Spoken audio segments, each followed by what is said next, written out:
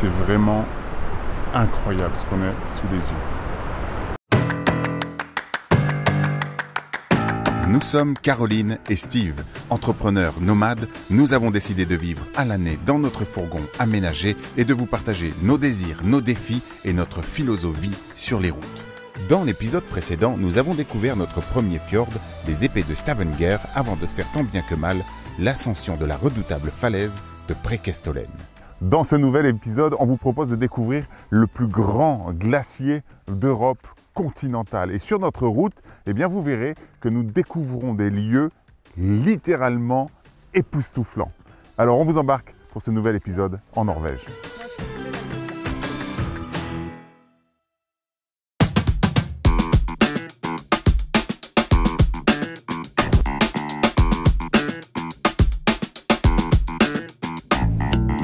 En Norvège, les routes permettent de découvrir des paysages tous plus beaux les uns que les autres. C'est aussi le pays des tunnels routiers tant les fjords et les montagnes sont nombreuses. C'est d'ailleurs ici que se trouve le plus grand tunnel routier du monde qui fait plus de 24 km de long. Nous aurions pu l'emprunter, mais pourquoi s'enfermer sous terre quand on peut prendre la magnifique route des neiges qui se trouve juste au-dessus et qui figure parmi les 18 plus belles routes de Norvège, non loin du fjord de Flamme.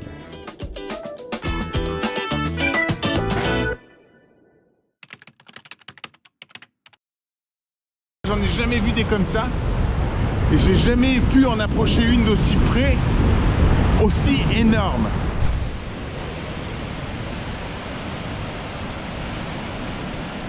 C'est vraiment un truc de malade, hein, d'être là.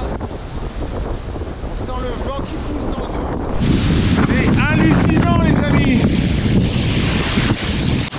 Je sais pas si vous voyez, mais c'est vraiment très impressionnant.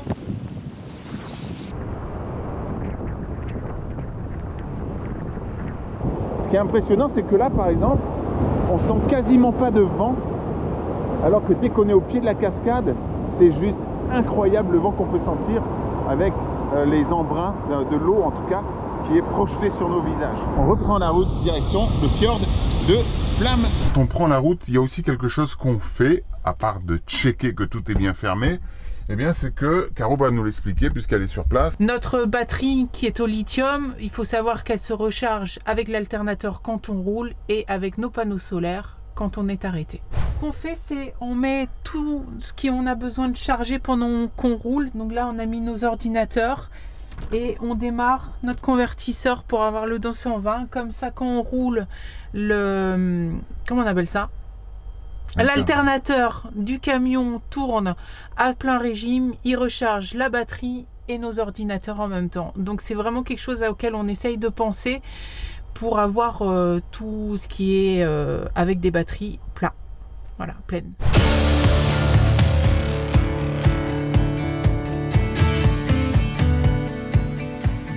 Malgré le mauvais temps, le belvédère de Stegasten offre une vue impressionnante sur l'Orlandfjord.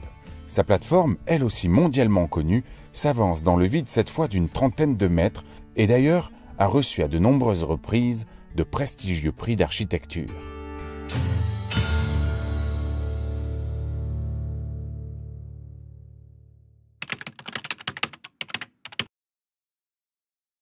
Ce que vous voyez derrière moi, c'est donc le glacier le plus important d'Europe continentale.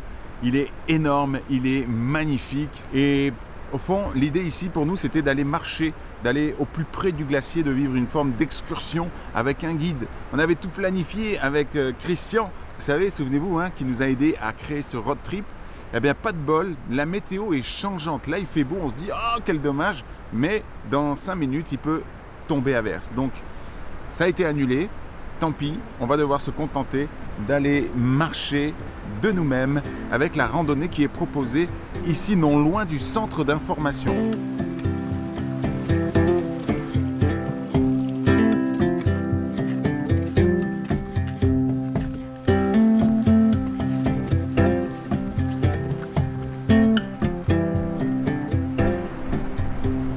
Le temps, il a changé d'un coup, mais d'un coup. Flotte, vent, on va mettre les pantalons de pluie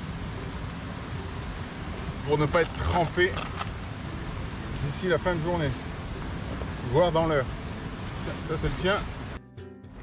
Il faut savoir aussi que ce glacier a 37 ramifications et donc celle où on se trouve actuellement en fait partie d'une de ces 37 et c'est celle qui est la plus facile d'accès pour aller faire des excursions quand on n'est pas chevronné et même la balade qu'on est en train de faire, je veux dire même en famille, quand le temps est super beau, c'est tout à fait jouable.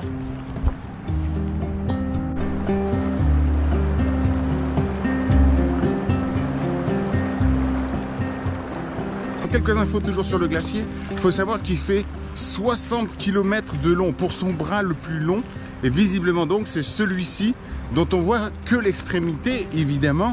Mais quand on est au loin, un peu en hauteur, on voit vraiment le glacier et qui plonge dans la plaine. Donc, et sachant qu'il a évidemment fondu énormément sur les dernières années, les centaines de dernières années. Et ce qu'il faut savoir, c'est que ce glacier, eh bien aussi, il recouvre une superficie supérieure à quelque chose comme 450 km². Donc c'est quand même un sacré glacier qui est encore préservé ici, mais jusque quand, ça, vous connaissez la chanson.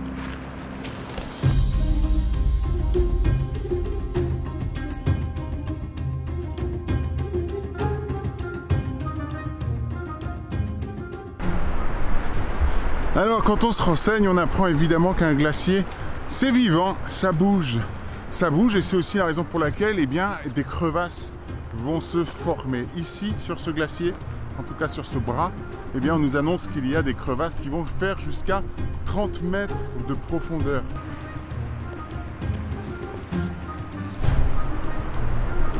Là, je crois qu'il n'y a plus rien à dire.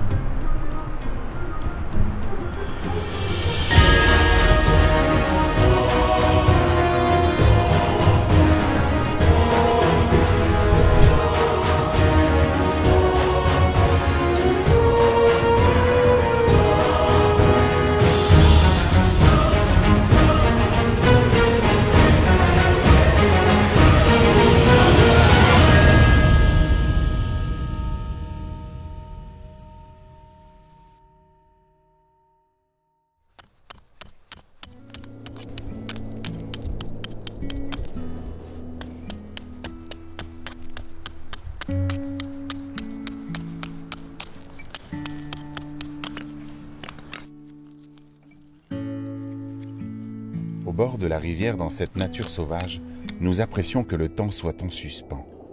Depuis 2 ans, malgré notre proximité avec la nature, nous observons que notre vie d'entrepreneur nomade hyperconnecté peut souvent être source de stress et d'anxiété. Mais aujourd'hui était une belle journée, contrastée entre la rencontre avec ce glacier millénaire et ces gestes primaires qui nous permettent de se raconter nos histoires autour du feu. Toucher, sentir, entendre le bois qui crépite à nos oreilles, nous apprécions la chaleur sur notre peau et le balai hypnotique des flammes dans lesquelles notre regard se perd volontiers. Être en contact avec la nature et les éléments est un des meilleurs moyens pour nous retrouver, nous apaiser et se connecter avec ce qui fait notre véritable nature. Vous aimez la nature et ses habitants? Alors en attendant le prochain épisode, cliquez sur la vignette qui s'affiche et découvrez notre sortie de confinement où nous avons expérimenté la photo animalière pour la première fois de notre vie.